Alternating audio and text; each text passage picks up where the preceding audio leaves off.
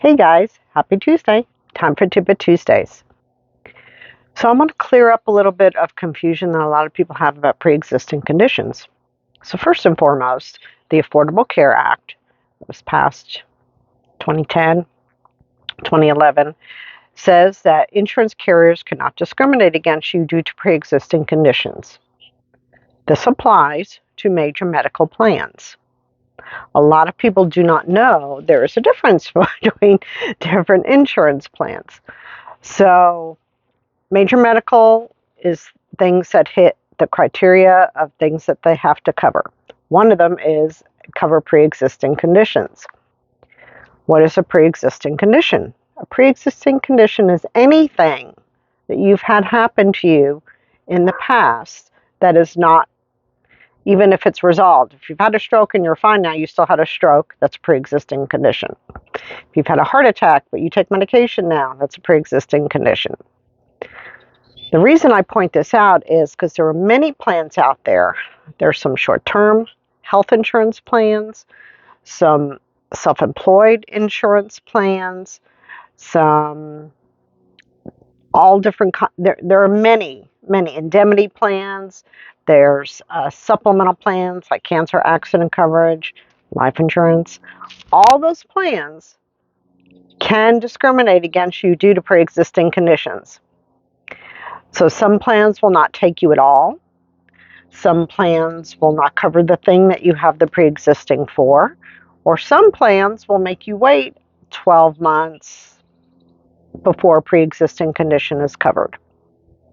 So this confuses a lot of people because they think, oh, I thought that was outlawed. Well, yes and no, and currently it is the law on major medical. That changes, I'll let you know. But pre-existing, it's understanding what pre-existing is. And that's why I ask all the questions, because a lot of people do not realize they have a pre-existing condition. And that can be you're taking a medication for ADD. ADD now is a pre-existing condition. Does that mean you won't be covered? Not necessarily. That's usually not a knockout thing, but generally you may have to wait 12 months before they will cover any visits for your ADD, any medication for your ADD.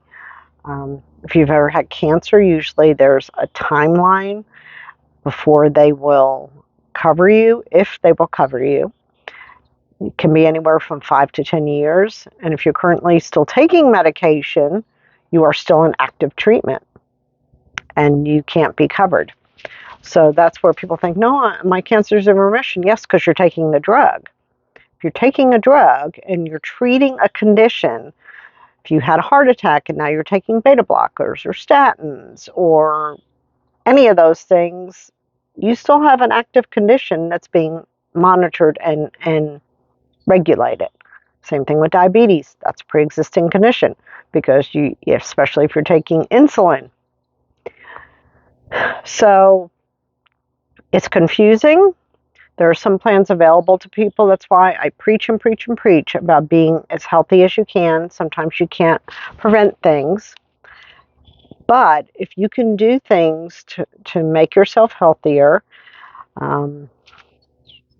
regular exercise, eating well, maybe taking the right supplements, I can help with that.